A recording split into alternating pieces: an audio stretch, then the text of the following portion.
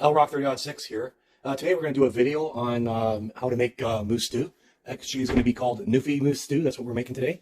It's a great thing we do in the eastern parts of Canada. As you know, in Newfoundland we have a lot of moose. And this is the recipe from Newfoundland. It's called newfie moose stew. All right, so let's go over the items you're going to need to make this recipe. I'm going here. All right. First, you're going to need butter. You're going to need tomato paste, 1 onion, maybe 2 if you like a lot of onions in your stew. Okay. You're going to need thyme. And I'd like to put a little bit of Italian spice in it. You're going to need flour. You're going to need beef bouillon or broth. You're going to need garlic, 2 cloves of garlic, or I like to get these jars of garlic. I put 2 whopping spoonsful in. 2 to 3 pounds of moose meat. Okay. You're going to need salt and pepper. Okay. You're going to need wine. You're going to need parsley. You're going to need carrots, 2 carrots, or I got a bag of these guys, the baby carrots, and I throw that in. All right. And you're going to need bay leaves and celery. Unfortunately, I don't have celery to do it today, but 2 sticks of celery is good to put in there, or maybe 3 if you like a lot of celery. And also, you're going to need potatoes. And I have to go get those out of the cupboard. But anyways, you're going to need about 4 potatoes, depending on the size, or 2 really big ones would be fine as well. And we'll start making this recipe and show you how it's done.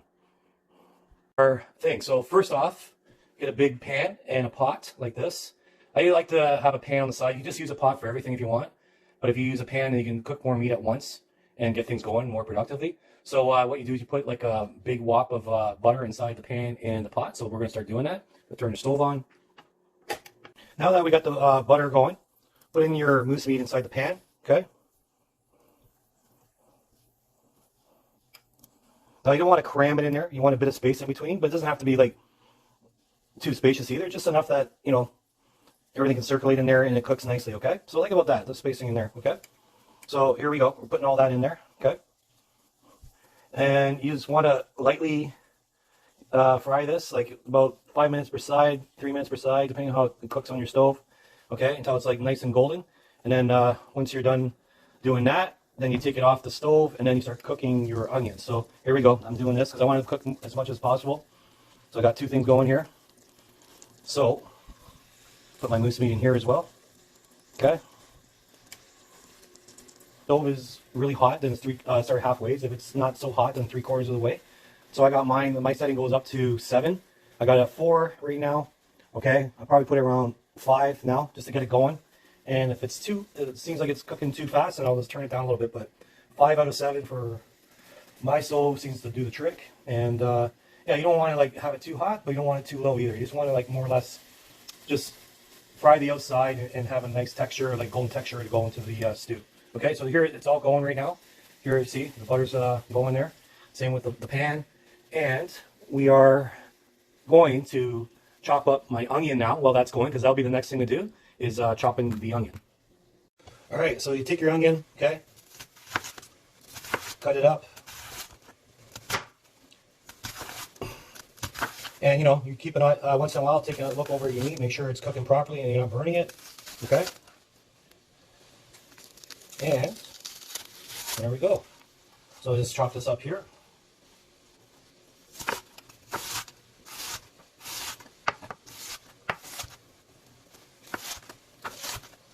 And, you know, just be mindful when you cut your onions and anything else for that matter. Make sure your knife is nice and sharp and that your fingers are out of the way. And always pay attention to what you're doing. Never get distracted, okay?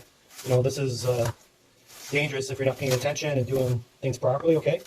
And, yeah, just cut out in these small pieces that I'm doing, and that's ready to go into the stew. All right, so when I am done with the meat, this is going to go in with butter now. And we're going to do that for about a minute, and then after 1 minute goes by, we're going to put in garlic. Okay, so when you start seeing the blood there, see the blood on the meat, and it's rising to the top there, that's pretty much when you flip the meat over and brown the other side. So I'm going to go ahead and do that, brown the other side, and I'll show you what it looks like. See now it's nice and brown. Okay.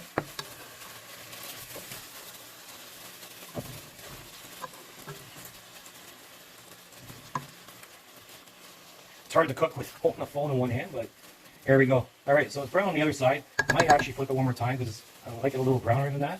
But that's what you want. You want it nice and golden brown on the one side, and then do the other side, and the same goes for the other side. All right, so now this is ready, okay? So I'm gonna take this out, okay? And once we remove all the meat in the pot, we are gonna put more butter in.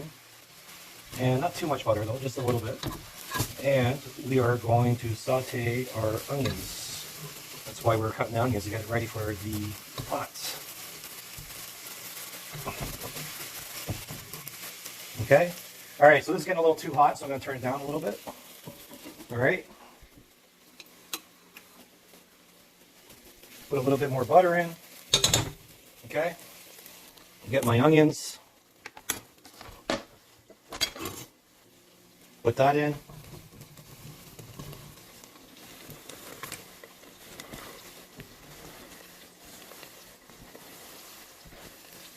Okay.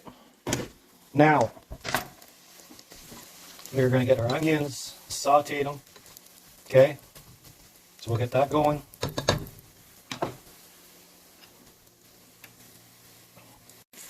So here we go. Onions are starting to saute. So we're going to stir this around. Okay.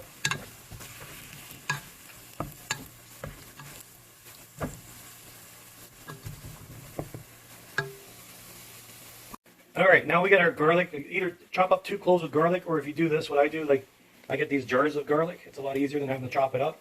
And I get 2 whopping spoons like this, okay? And I put it in, okay?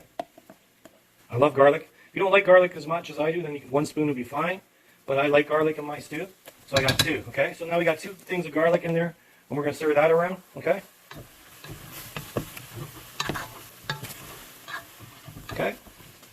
There we go. Okay. And we're going to let that cook for a bit.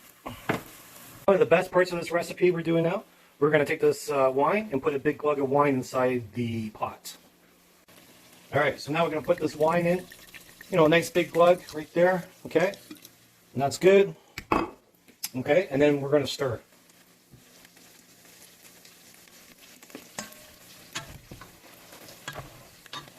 Next, we're going to pour all this beef broth inside the pot. Okay, put the whole beef broth inside. So this one here is 900 millimeters, so that's what I do. I put the whole thing in, and then 2 cups of water. Then stir. Okay. All right. So when that is start getting ready to boil, get your potatoes. Start cutting those up.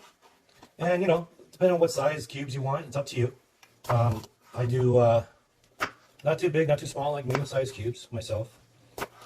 And because I have kids, so that's why I make them a little smaller. But, yeah, and I don't take the skin off. If you don't like skin, then take the skin off. That's fine. But, yeah, at this point, depending on how big you're making your stew, I do 4 potatoes. You do 2 if you want. But I like a large pot of stew, so I do 4. And you just cut these up, okay? And then I'll go over here and add it to my pot. Next, I take a can of tomato paste, okay? Open it up.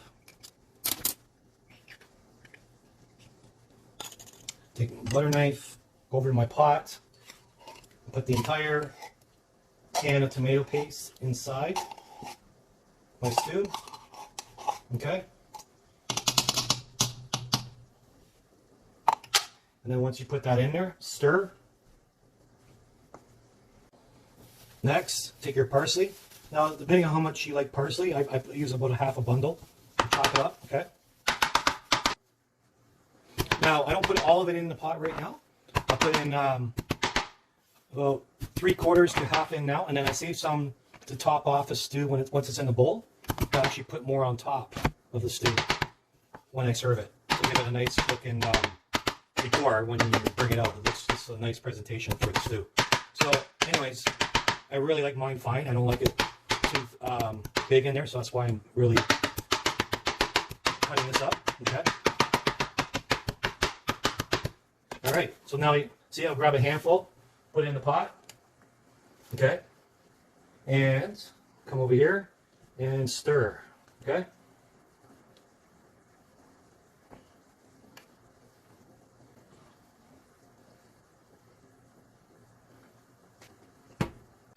Now, you either can get fresh thyme or you can get ground thyme.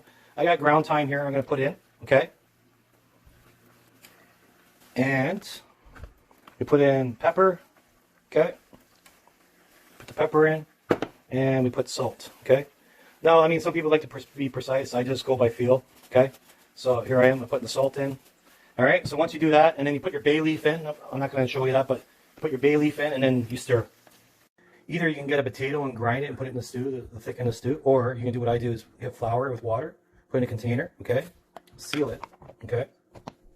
And then I shake it, all right? So I take this, shake it, okay? And then put it in the stew, okay? So now after I put that in there, I stir again, okay? And then after about 20 minutes, you put in your carrots after. After the potatoes cook for a bit, then you put in your carrots. All right, so now we take our carrots. This has been on the stove for about a half an hour. Add that in, because you don't want to overcook your carrots and then they're like soggy and stuff. Potatoes take longer than carrots, so I put my carrots in now, and then I'm going to stir. All right, so now it's going really nice here, and we'll put another bit of glop of wine in here, okay? And then we're going to stir again, and then we're going to let it cook for about an hour. So there you go. After I put the carrots in, I let it simmer for an hour, and I got my newfie moose stew in the bowl here with a baguette, a glass of wine, and I sprinkled some parsley on it for presentation and flavor. And voila, there you go. You have newfie moose stew. So if you do like this recipe, I think you should try it. It's very easy to do.